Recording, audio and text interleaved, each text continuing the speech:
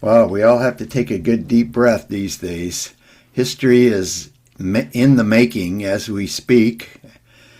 All kinds of good and bad, yin and yang, which is usually what happens. But a lot of times the yang gets the most attention, which is why Lao Tzu in his book had to point out that we should know the yang but hold to the yin, because even in his day, yang got most attention. Yang kind of energy gets the most attention always. And except for Taoist people who are like, let's pay attention to the yin. Maybe we should pay a little more attention to the yin. So every day as I'm looking on the headlines of all the terrible things that are happening in this country especially, but in other countries, but then I tune over, so what's going on with the peace monks today? What's going on with Aloka today? The doggy? And that helps balance things for me anyway. Shanti and I pay attention to that in the evening, see what's going on with the monks. And I'm not sure how much longer they have to go, another week, possibly two. And they're still walking through the snow and ice and everything. They probably have lots of good, thick, long underwear on under those robes, I would I imagine. hope so. Yeah. So there are certain terms, Chinese terms, that are translated into English that I feel are often problematic, in my humble opinion, like the term for Tian, which is the name of this class, which is usually translated as heaven.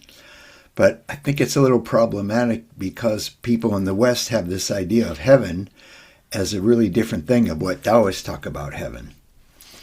In the religious Taoists, in the Taoist religion, they have things that they borrowed from Buddhism, or these ideas of various levels of hells and stuff. Sometimes in the old temples, they would have one room that was either locked or not many people went in, but when you went in, there would be this huge diorama of all the levels of hell and the specific tortures for very specific sins. That certainly didn't come from Lao Tzu or Zhuangzi. That's something that came from Buddhism. But in the original stuff, Lao Tzu, Zhuangzi, Lai Tzu, Lu Dongbin, some of these kind of people, Tian actually means something what we would call celestial, the celestial realm. Oh, here, let me let Joni in, which is different than the heavenly realm. Just like Xian, Xian, of a person next to a mountain, which is translated a lot in the West as an immortal, is also kind of, to me, problematic because people in the West, when they hear about immortals, well, that's somebody who lives forever, like a Greek god or something. And let's see, there was one other one, immortal, heaven, and, well, it'll come to me eventually. These things that are translated, sometimes, I read a lot of classical, scholarly kind of books to try to keep up with everything. And you'll see people who are, they call them sinologists, people who can translate Chinese very well. And even people like Olivia Cohn, who translates medieval Chinese, classical Chinese, which a lot of modern Chinese have no idea how to translate or how to read, even in Chinese. But you can always tell when it's somebody who's never really actually done a Taoist practice. They translate these texts, but it's not anything they've done in themselves. They talk about gnashing the teeth instead of when we tap the teeth. And then there are people like Stuart Alva Olson, who I've mentioned here many times, and Vitaly Filbert, who have really good translations and really good commentaries. For me, I can learn a little bit, but I can't translate Chinese for beans. So I depend a lot on the commentaries to see if they're really clear. And I do recommend, Stuart Alva Olson's and Vitaly's commentaries and watching these commentaries as well. So when I was talking about, was it 6 months ago I started the open heart Qigong class? I think I looked it up recently and it was that long ago. And because I had this idea, and I remember it was in the summertime, so I was sitting on my back deck reading all these books about how the heart works from a Western viewpoint, and then doing research on how the heart is seen from a Chinese viewpoint and Japanese.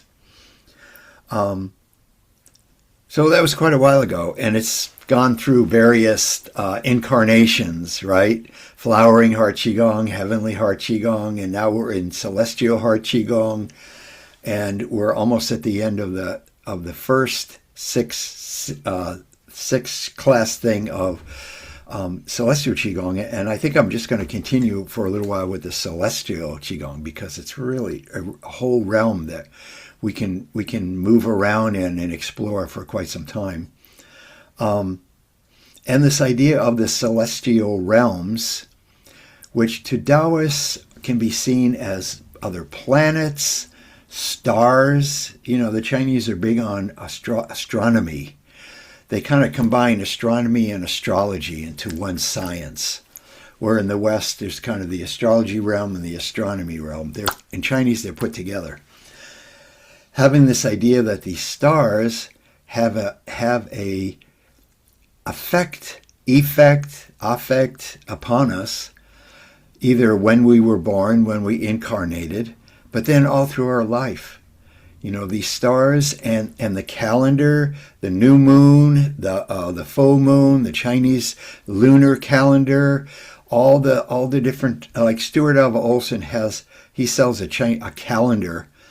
I've always thought about getting someday, but every week he has the Chinese and Taoist calendar of what that day is about, star-wise, what kind of food or what kind of holiday it is. So there's a lot of those in the Chinese calendar and in the Taoist calendar. And we know that in ancient times, Buddhism came into China from India, became very popular because they talked a lot about salvation, things like that, which a lot of uneducated, especially people, really liked. And they had all these ideas of various kinds of deities and stuff, which, as we know, if you guys that have been with me since we started doing the Tao Te Ching class, we don't talk about, Lao Tzu doesn't talk about deities. And if Zhuangzi does, it's usually in kind of a comical way. But Buddhism became very popular because of those kinds of things.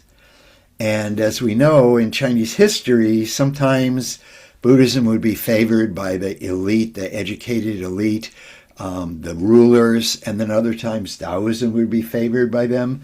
And there were even times when, for instance, Buddhism found favor and the emperor made all the Taoists close their temples or turn them into Buddhist temples, cut their long hair, and become Buddhists.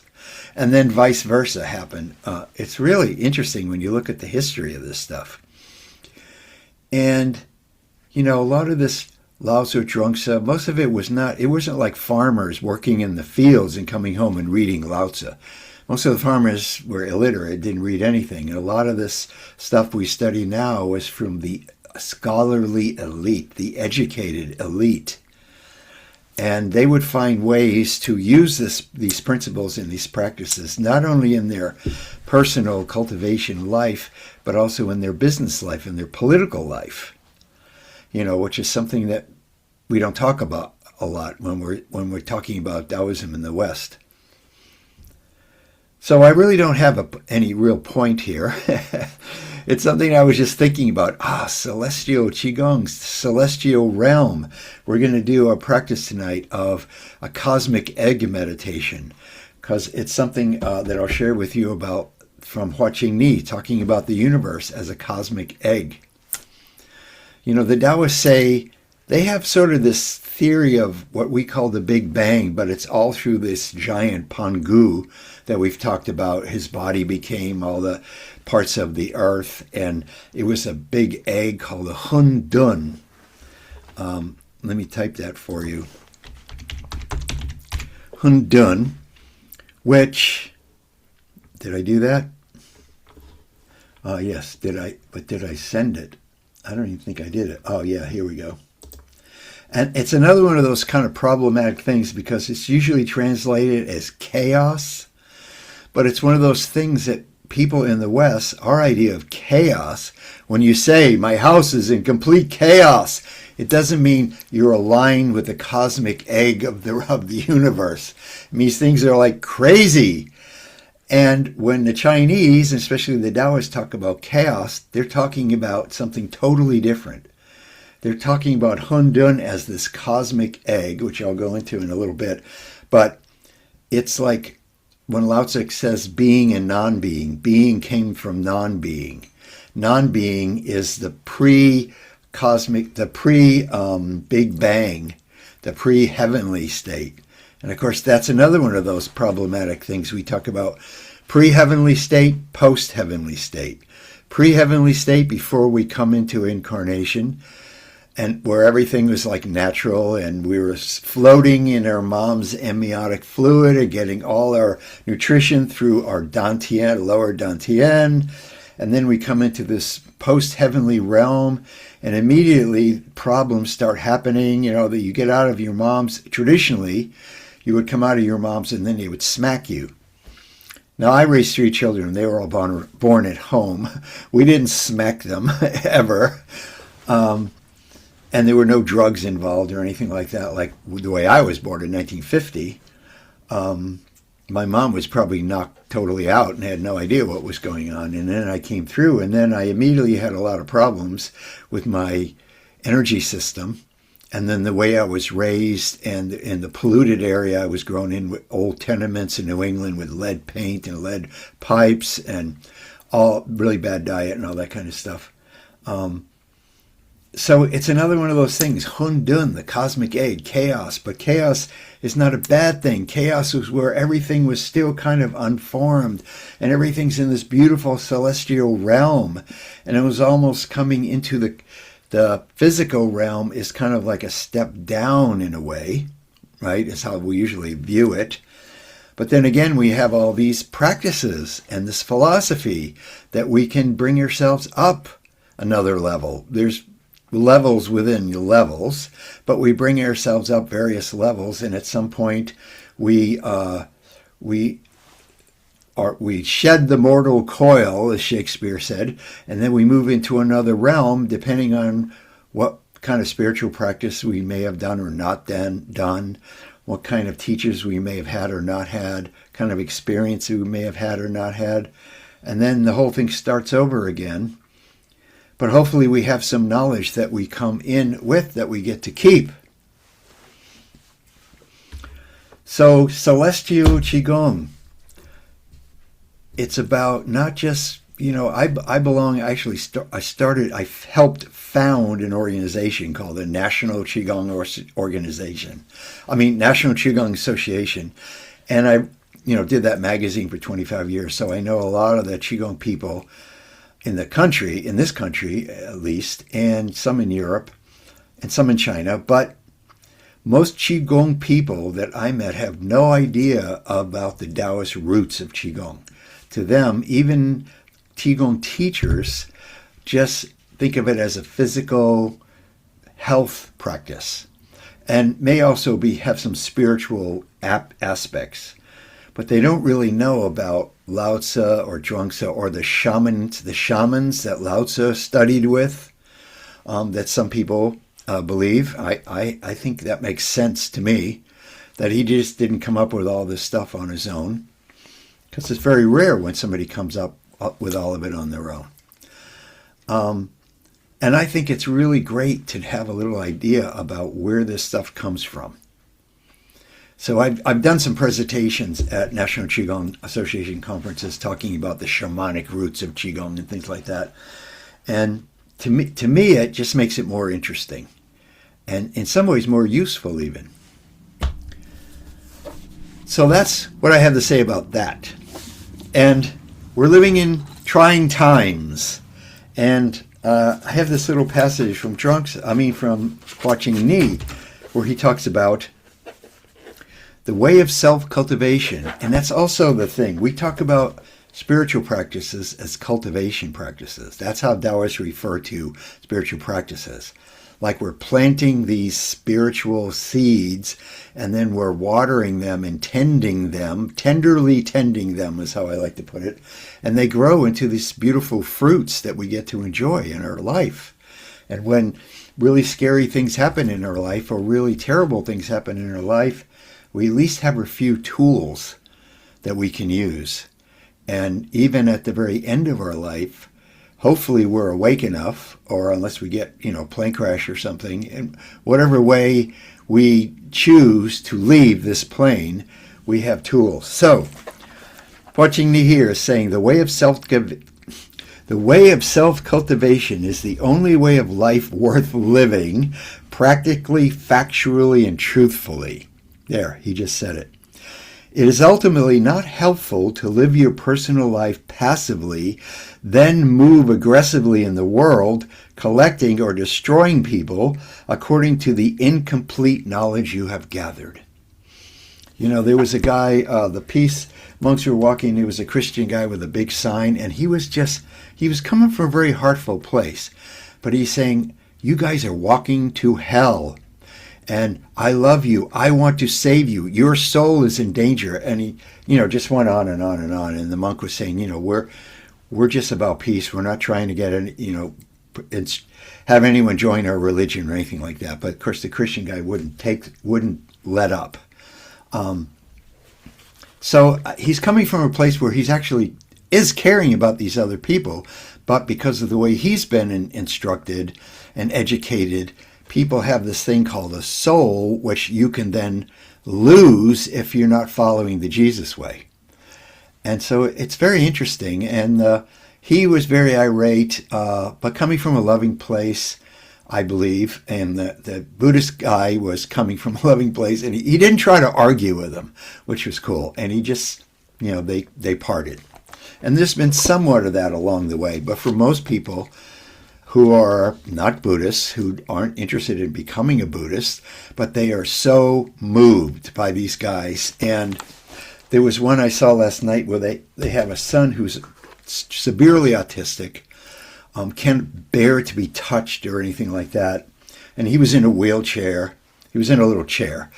And these monks, whenever they see someone in like a wheelchair, people who have cerebral palsy or old and infirm, they make a beeline for that person. And this guy went to this kid, and they tie a little string around their wrist, and while they're tying the string, they chant.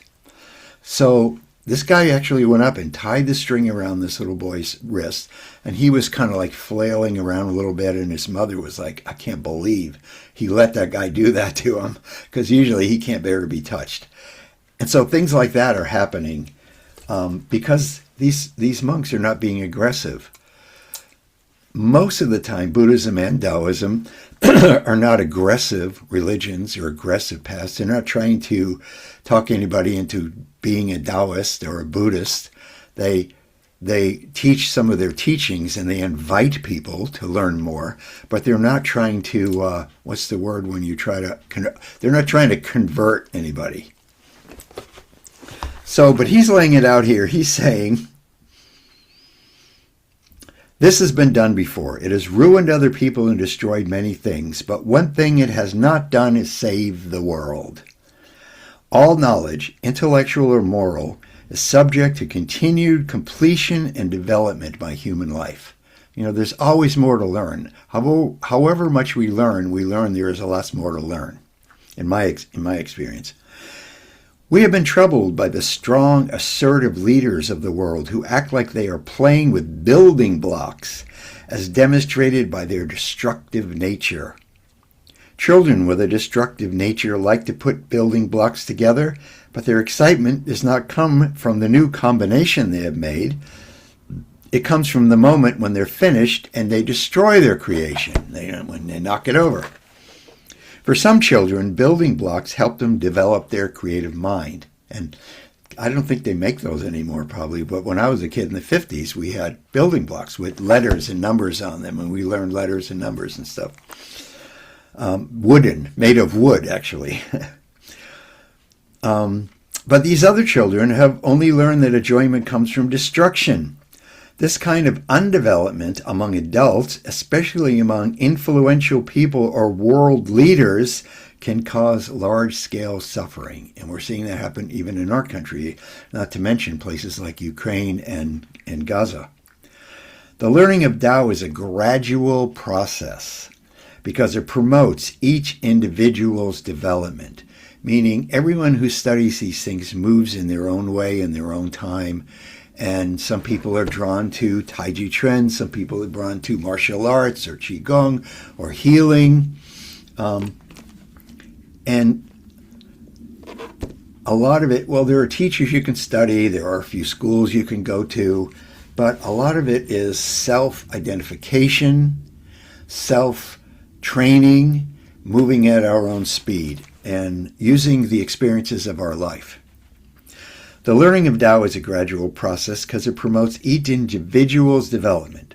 Children who are impatient are still impatient inside after they grow up, but now they become world leaders. Each generation desires to establish new social order and puts a lot of energy into it. However, it's usually not only a new social order that the leaders wish to establish, it is often also externalized personal ambition and desire. The negative nature of the people who make up the world in different generations has not progressed much in morality nor in wisdom. By observing human society through different generations, we know that we have been guided by different social leaders who have brought about experiences of great disaster. And of course, he's speaking as a Chinese person who, in the 60s, during the great proletariat cultural revolution, most of Buddhism and Taoism was wiped out off the face of the earth in China. Matter of fact, Hua Qingni, whose father was a Taoist master, made him leave China and move to Taiwan before Cultural Revolution even started, because his father saw the way society was going. He didn't want his son to have to deal with that. And he told him he had to leave China, which was a pretty big deal. And of course, his father, Yosan, was abused by the Red Guard and all that kind of stuff. So he's talking about social leaders bringing about disaster. That hope of a great organic human world is gone, which is what the earliest teachers were about. And it cannot be brought into existence through temporary remedies. We have not been given any true good solutions by any of these leaders, like Mao and Trump and a lot of these other people, who are still children inside, and they need to control, and they need to feel adulated and things like that. They need to be told, not only you're a good boy, but you're the best boy, right? This confirms that the only hope of a workable solution is, as the ancient achieved ones recommend, to live on the path of spiritual development. But we are small people, some of you may be thinking. We are not people in positions of great influence. Although you are not in an important position, your own personal influence is no less than that of someone who has a big name, because each person holds the key of safety, not only for himself or herself, but also for his society, surroundings, and environment. Whatever a person is doing, it is important to be alert, aware, and helpful. Alert, aware, and helpful. Because although a person may not be great in position or society, he may have a great effect. Great effect on those around him or her.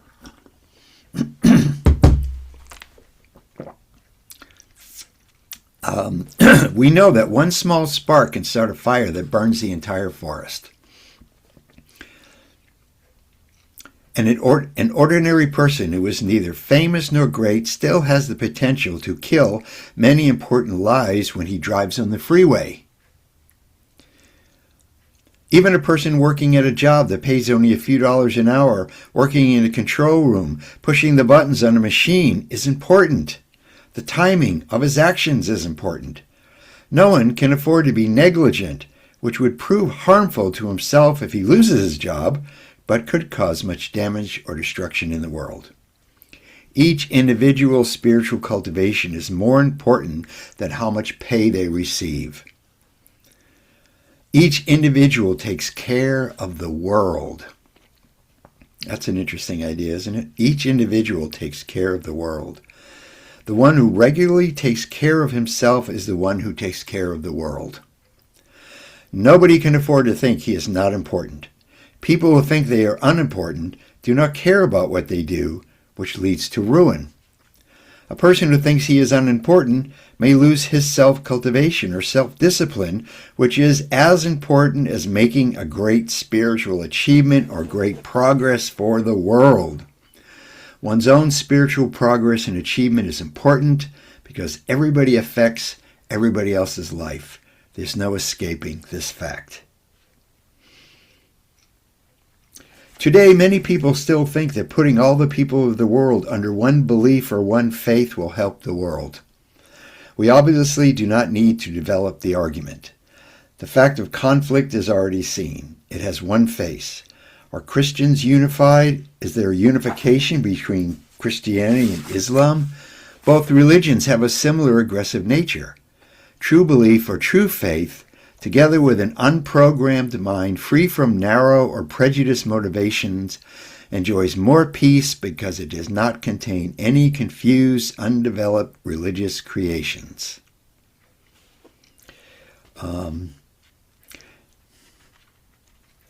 All the people are special and not just some people. For example, some people do not think they are special, so they do something bad to become special or attract attention. A special person, by his small, modest efforts, supports himself, his society, and the world quietly. He does not need to do anything special to make people think he's special. He may not even notice that his discipline and patience have already greatly supported the world. One with such value does not need to shoot the president or do something destructive to attract attention and so become proud of himself. Living a stable, emotional life is sufficient cause for someone to be proud of themselves. That is a spiritual achievement. Do not think that anybody is unimportant. Do not think you can become important by doing something strange or something that is different from what others do. Your importance stems from your constancy and the strength of your normalcy in the expression of your daily simple life. And lastly, people do not comprehend how respectful that is. It is equal to God. God is the highest thing in daily life, ordinariness. You are special already because you are already uncommon. You are extraordinary because you have the strength to live. You may think your life is difficult, but you are supporting peace and the development of other people while at the same time working on yourself. To these people, to all people, I offer the simplicity of the highest truth. It is the oneness within and without of Tao.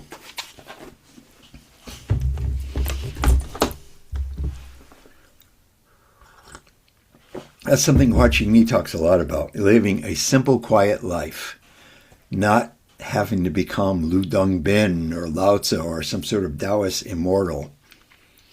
By the way, that character Shen, a person like just one line and one leg, and then a little mountain like a Y with one line through it like that, they call a Shen, it's translated as immortal, but I've seen it, and I prefer it to translate as a transcendent. Someone who has transcended this world that we think of. When we think of the world, we think of the physical world, especially in the West, especially in modern times. Yes, Joni.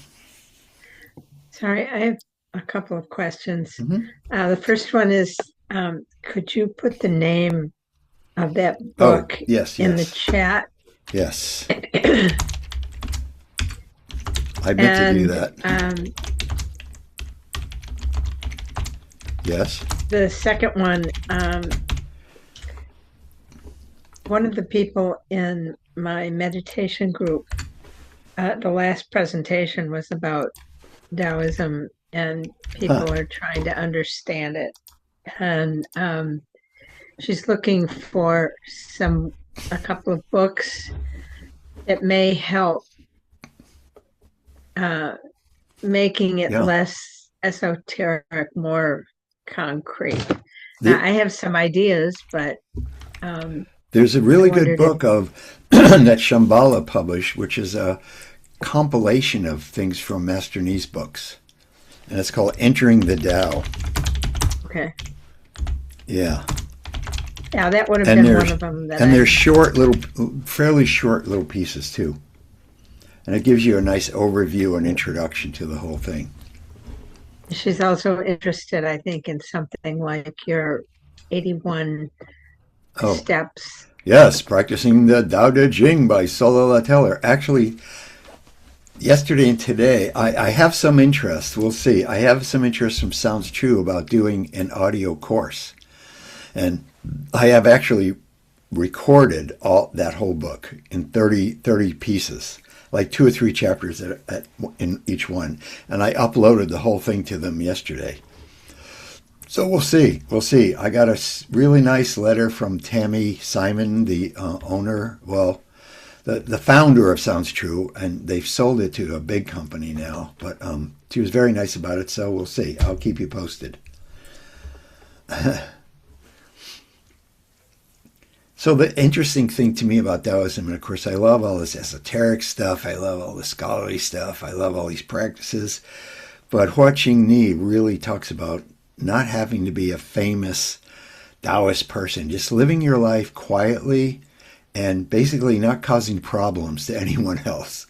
He says that's a very high level. If you can just live your life quietly and being spiritually and emotionally independent, not leaning on other people for your emotional health or even your spiritual health, and basically not causing problems to yourself or other people. That's already you're in a really high realm just living that way.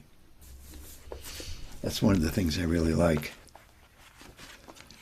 I actually met a guy today who's a local acupuncturist and qigong person, and I had heard of him, and I went to a show, a kirtan show. Some of you may be into. I know some of you like kirtan, and there's a guy named Jayu Tal who I definitely recommend if you like that sort of thing.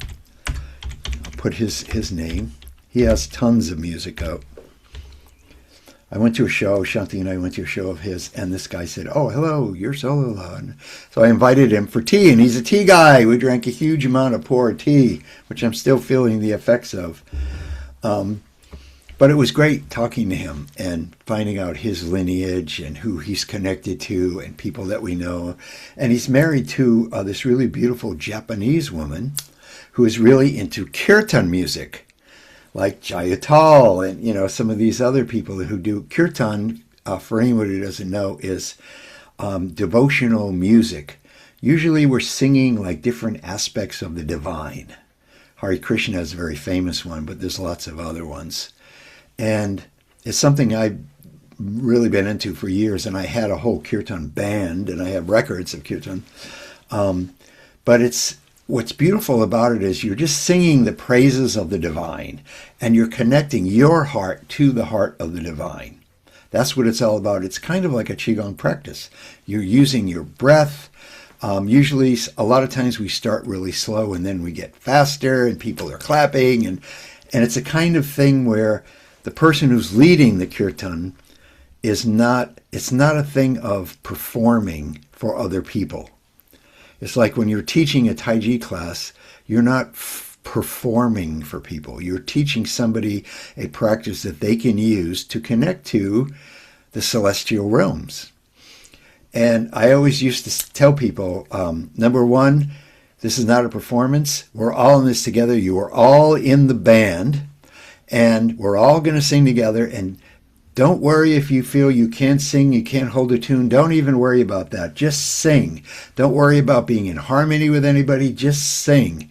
And it's really a heart-opening thing. So this guy, he was heavily into Qigong and Taoism, and he's a Chinese medicine doctor, is married to this Japanese woman who's really into kirtan, and they have a Taoist sanctuary they built in their garage, and every 2 weeks they have a gathering, and his wife leads kirtan music, and then he does a little Tao talk, and we have a short meditation, and then And then I said to him, so it's like 10 to 12. So I said, then are there snacks? He says, oh my God, his Japanese wife, she wants to be able to give people snacks afterwards. She actually cooks an entire meal for everyone. And it's all free and everything. So we're going to go. It's the second Sunday of every month. So we're going to go in a couple of weeks. And if you're in the neighborhood, please join us. But, like my partner Shanti, she doesn't do Qigong. She meditates. She prays more than meditates. And she is really connected to the Holy Mother. That's who she connects with. So she's more from the Western side of things. And we, have this beautiful relationship, and we live, and Sue here has met Shanti. And she's an extraordinary person, really. She is a spiritually, what I call, what is the word? Somebody who's lived a life, mature. She's a spiritually mature person. And I like hanging out with spiritually mature people, whether they're Taoists or Buddhists or Kirtan or just musicians, whatever, It's really fun for me. So we had a good kind of hour and a half visit this afternoon and drank a huge amount of pu'er tea, which I'm still vibrating from. But I have this little piece, and then we're going to do this meditation, and it's from another book, The Power of Natural Healing. Oops. Power of Natural Healing by another Hua Ching Ni book. He has so many books. And it has a really nice cover. You can see like the Sacred Mountain. And it's from a chapter called The Universe as an Energy Egg. So I'm not going to read the whole thing, but how the universe started is a typical question of the ancient Taoists. They believed, they believed the entire universe began as an energy egg, sometimes called Hundun. They put forward this theory from their impression of the function of the egg in animal life. They were, a lot of the stuff that ancient Taoists learned from nature. Even Chinese medicine, they saw animals who were injured. What plants did they go and eat? Or animals that were sick? Or watching the moon change, watching how the stars moved. All this stuff, how the seasons happened, and the seasons outside as well as inside. It all comes from nature. They observed fish eggs, bird eggs, chicken eggs, all eggs and how they function. Thus they concluded that the universe was also an egg because of its function. It was the egg of the universal natural development. It was the egg of all unformed eggs and seeds. Seeds are almost like tiny eggs, really, when you think about it. The ancient Taoists used their spiritual achievement and their spiritual vision in continuing to develop their understanding. I call it a theory. Because because it all happened before anyone was born, this cosmic egg thing.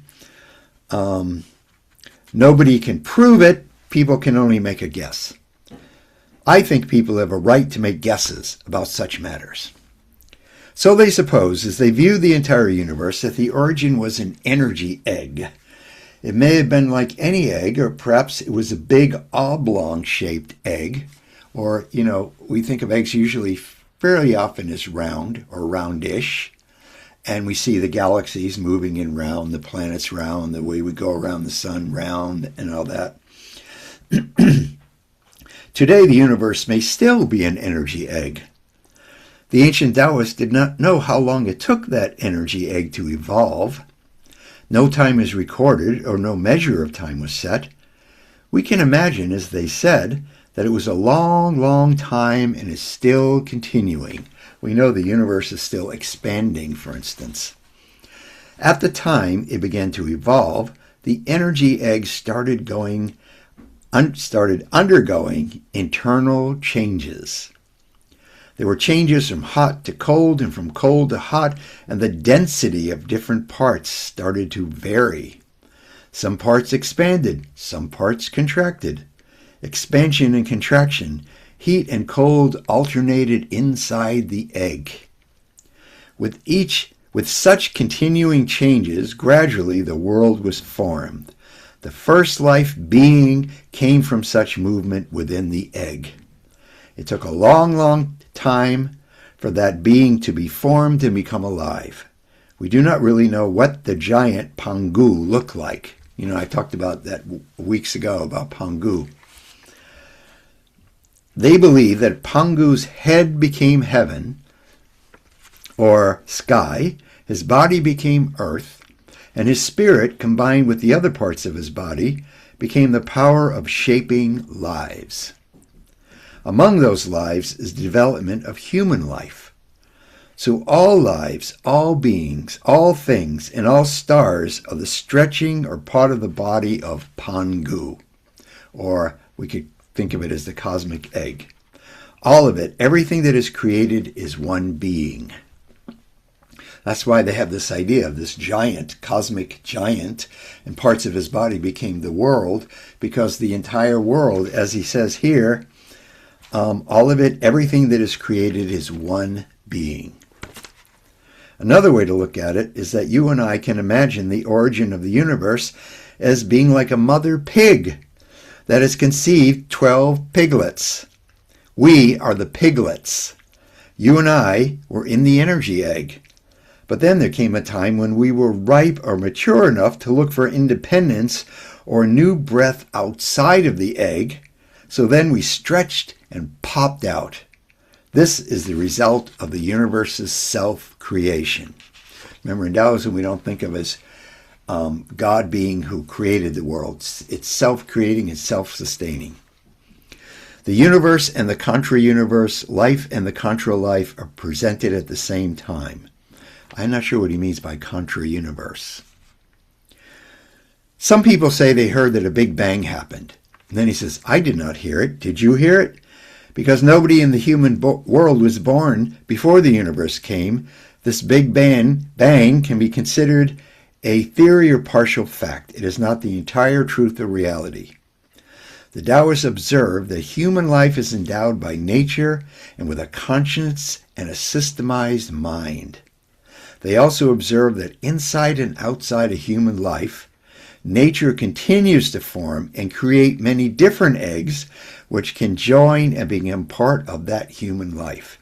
In other words, new eggs can join our lives. And then he says, do you believe it? Each egg has its own life. We are small eggs in the big egg. But not everyone looks like an egg. Some people are egg-headed and some are onion-headed. In peaceful times, the onion-headed people rule, and in wartime, the egg-headed people rule. Before any type of head developed, all the people continually made trouble. We truly believe that neither egg-headed nor onion-headed people can be totally helpful unless they become the heavenly-headed, the celestial-headed. Human life, remember, is a small model of Pangu. Heaven is his head, earth is his body, and breathing is his mind. Or we might say heaven is the head of Tao, the earth is the body of Tao, and breathing is the mind of Tao. The whole theory of the energy egg that I have described connects with the implication of our individual lives and how we understand and organize ourselves.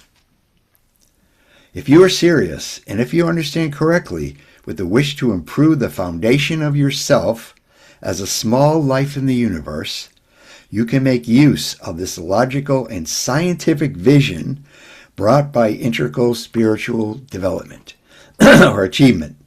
Not only are we an egg-shaped energy nugget, but also many different smaller eggs with various shapes and functions comprise our big egg.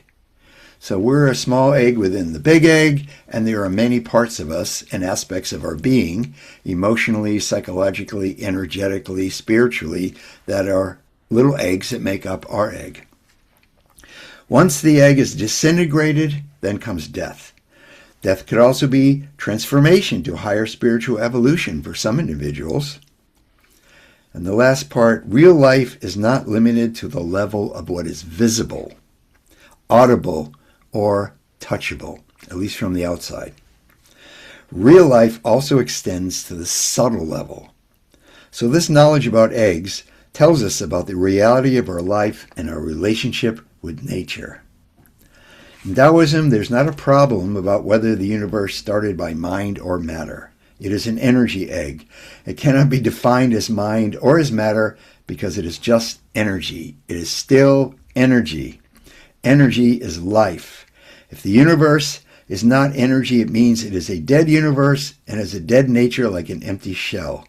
It cannot not be you and me. It could not be life. So he has this little meditation that I am drawing upon and expanding a little bit. Where is that?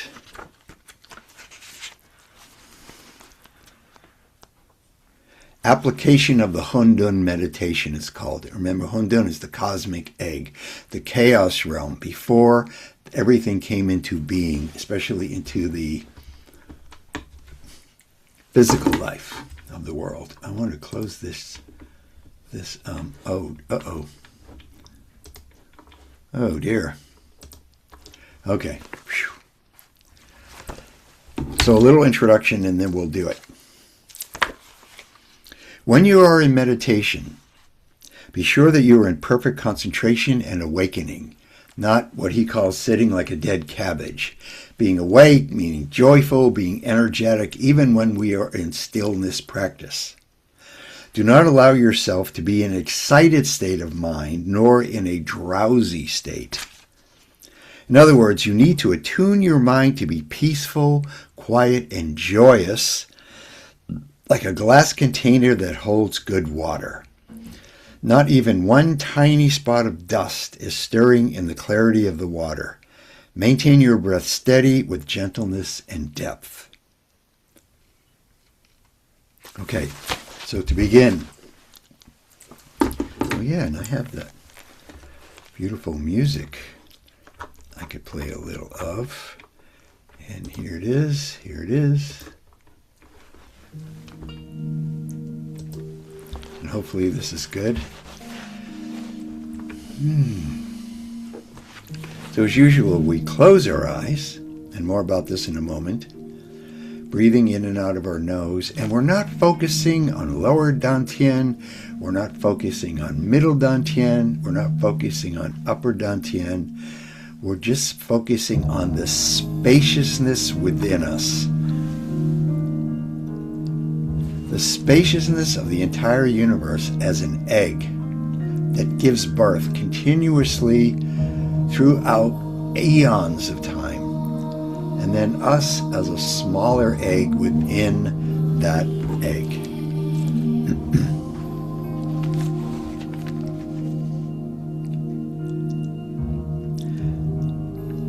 Now close your eyes. Because you are in a room with dim light, after you close your eyes, you see nothing but darkness inside of you and outside of you.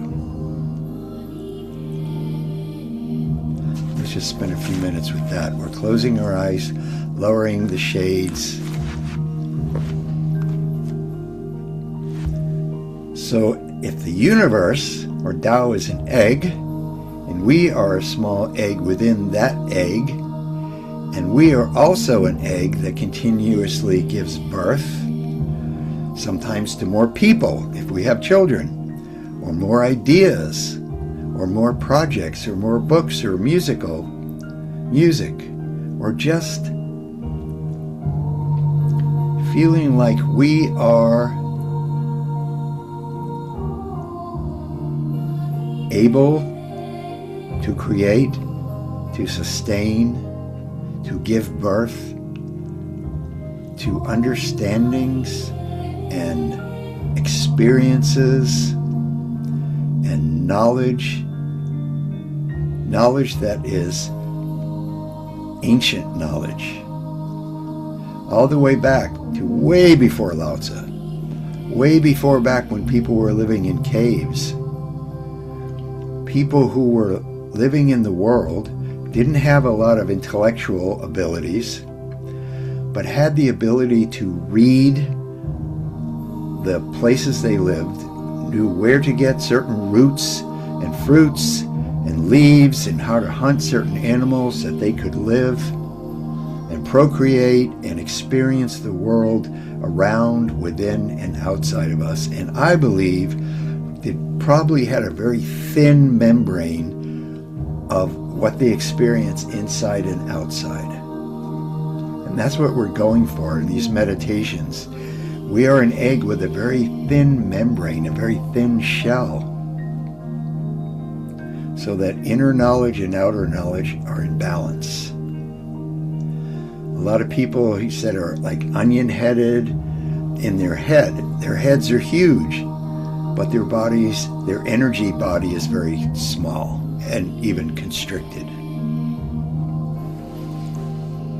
So let's just sit with that for a few minutes.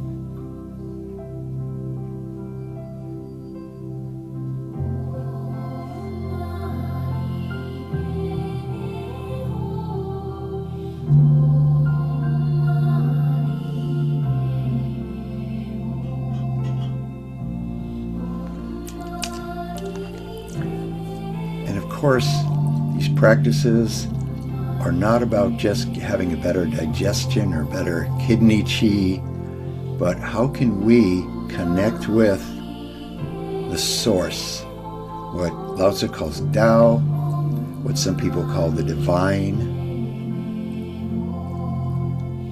How can we connect with that enormous egg and actually live our life in a balanced and healthy and joyful way?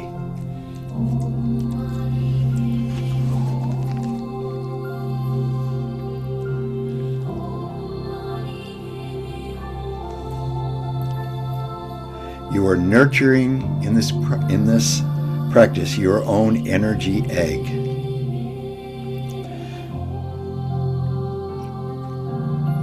With this state of quiet and gentle nurturing, your spiritual energy will grow.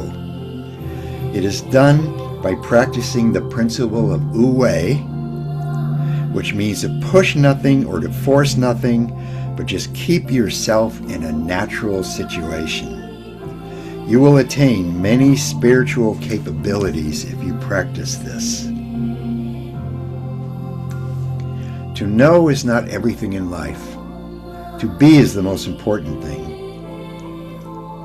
Thus, the achieved ones even work to shut off the valve of knowledgeable inner spiritual being of oneself. Lao Tzu says, know the bright, but keep to the dark.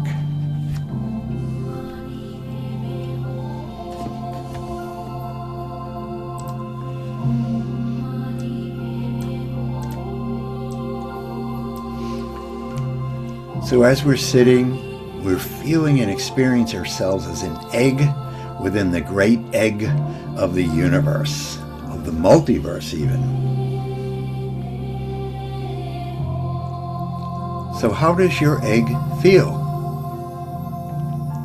Is it wobbly or ungrounded or too small and confining? Or is it cozy and comfortable? Kind of feel that out a little bit energetically. The membrane of our egg, unlike, say, a bird egg, is totally permeable. So we're not stuck inside of this little egg. This egg is everything that comes into the world in its own way, in its own time, comes from this energetic egg, whether it's a person, an animal, even a mountain. So does our egg feel expansive or too tight energetically?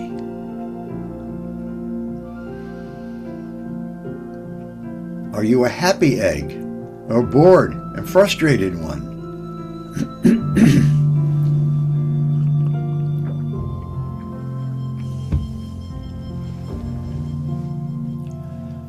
Yeah, what would that feel like? To just feel like an egg. An egg full of vast potential, of knowledge, of experience, of being, of joy.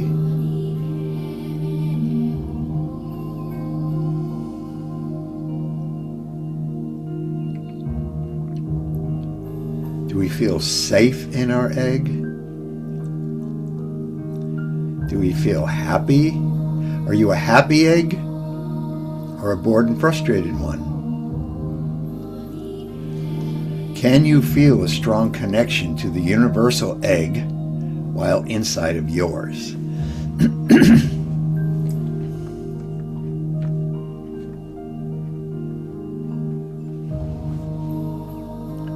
Just breathe in, breathe out, not focusing on any one part of our body or energetic system. Just breathing in like the universe breathing in and breathing out like the universe breathing out. Or breathing in like a planet breathes in and breathe out like a planet breathes out. Or breathe in like a galaxy breathes in and breathe out like a galaxy breathes out.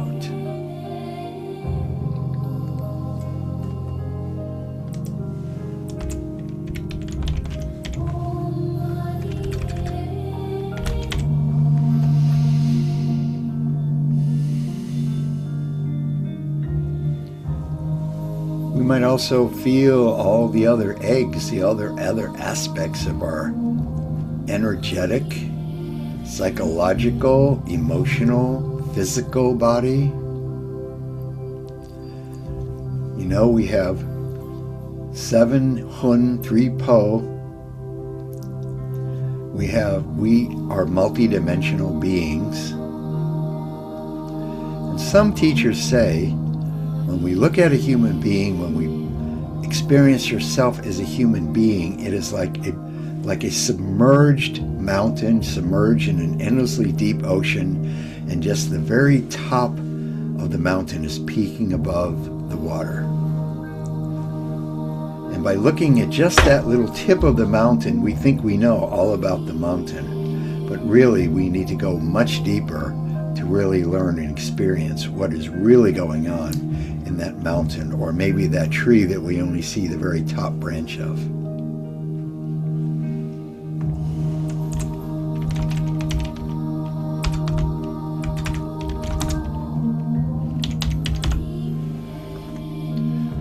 So we feel this and experience this in a really, quote, real way.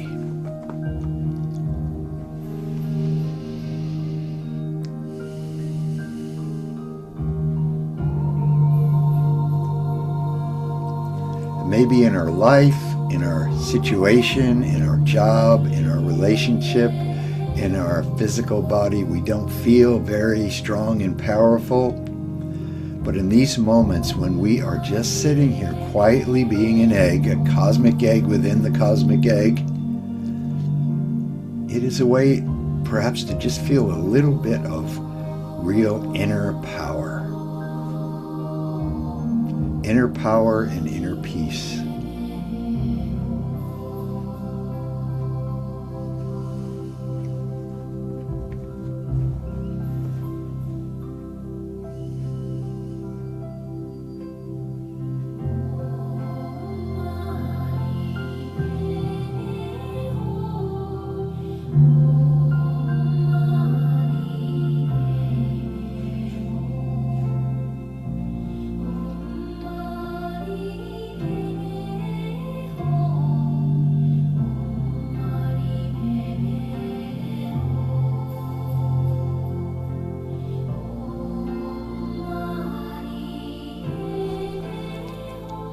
this chant we are enjoying is Om Mani Padme Hum, which means okay, let me get this right. Hail to the heart, hail to the, oh gosh, now I'm losing it.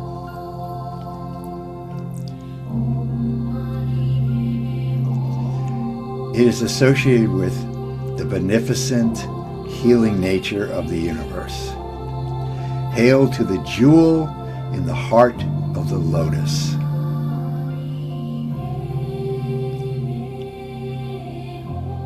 That jewel in the heart of the lotus, that jewel is in our heart. As our heart expands, as our spirit expands, and our egg actually expands to fill a much wider, deeper, more interesting and exciting and joyful part of the universe.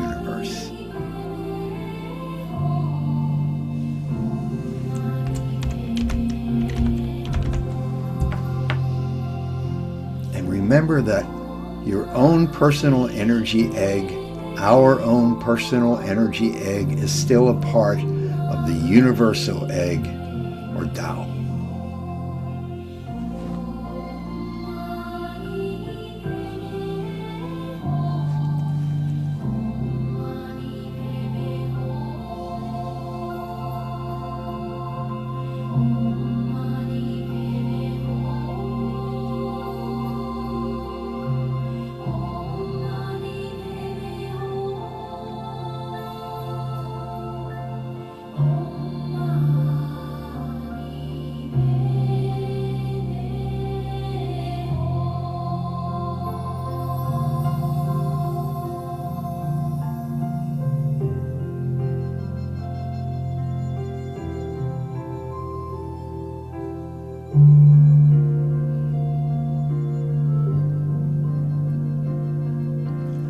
The light that is coming from our internal energy egg is not just out in the front, but also to the sides and, of course, to the back and above and below.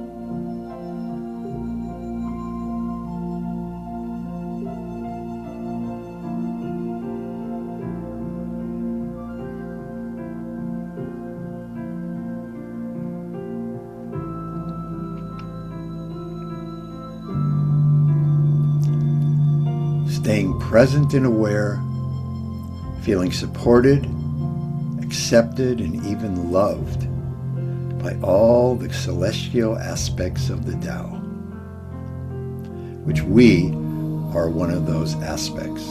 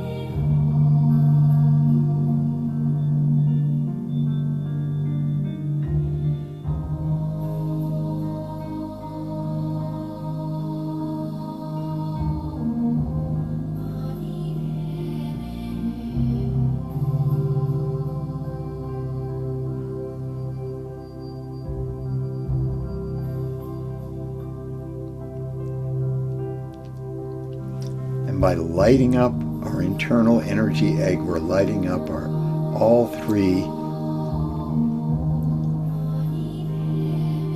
dantians, all three aspects of our energy egg.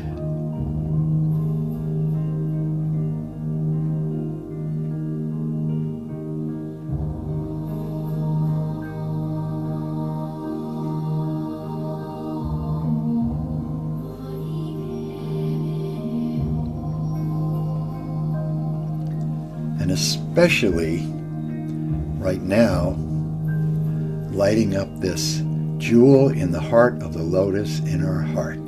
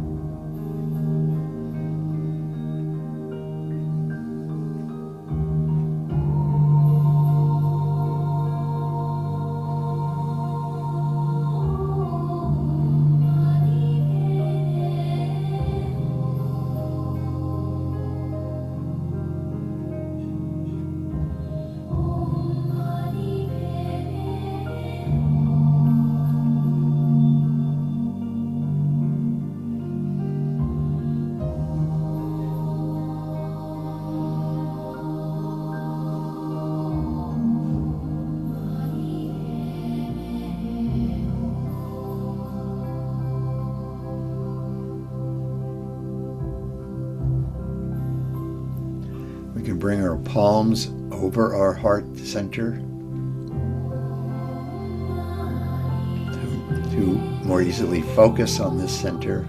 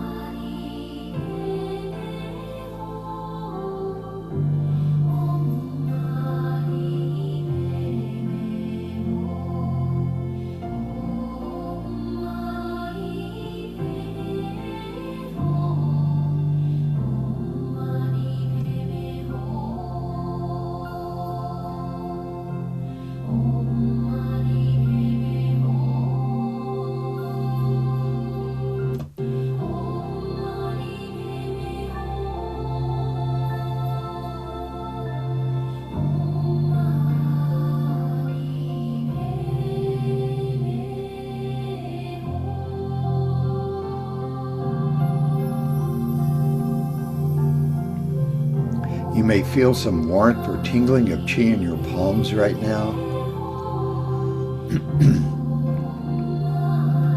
as you are sharing this chi from your Laogong points into the lotus of your heart.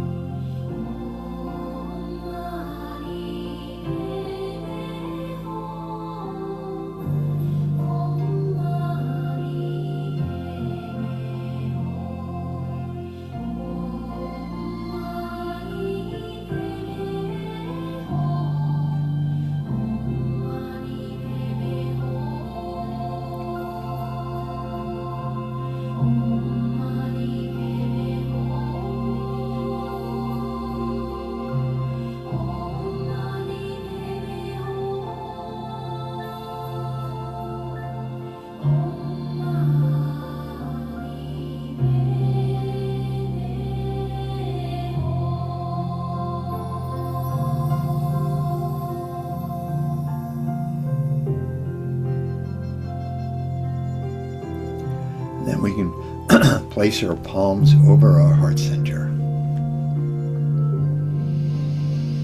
Feeling that part of our body expand.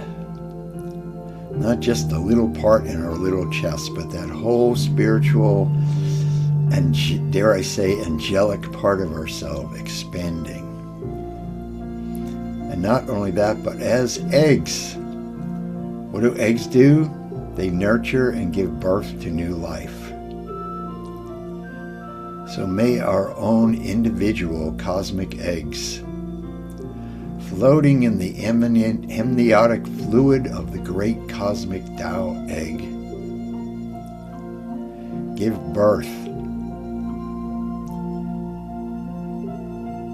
to a person who is not full of fear, not full of anger, not full of sadness.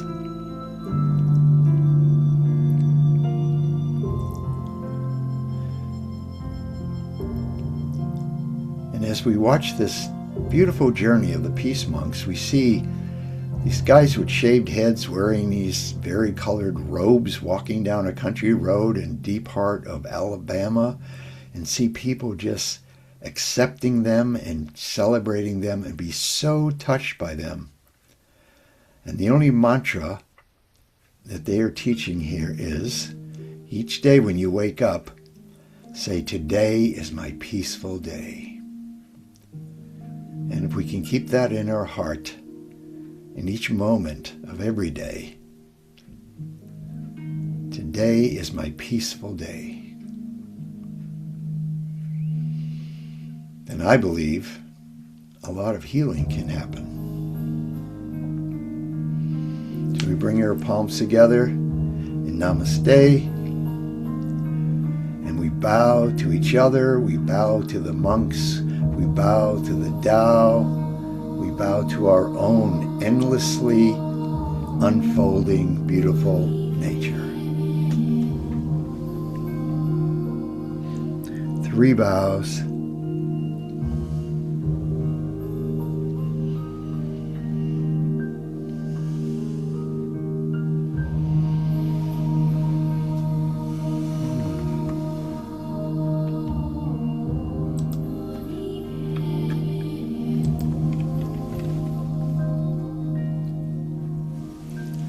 We can slowly open our eyes.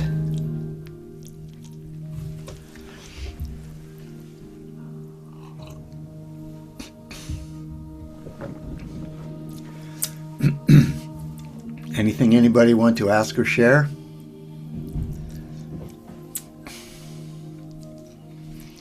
Probably a lot going on inside of us right now.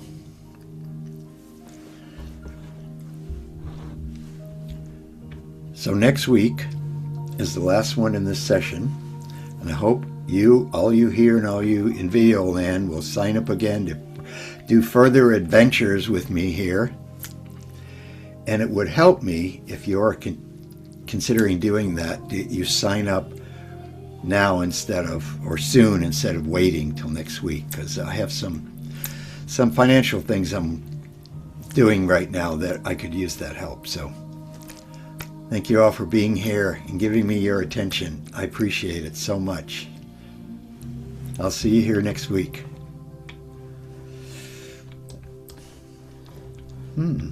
Here we go.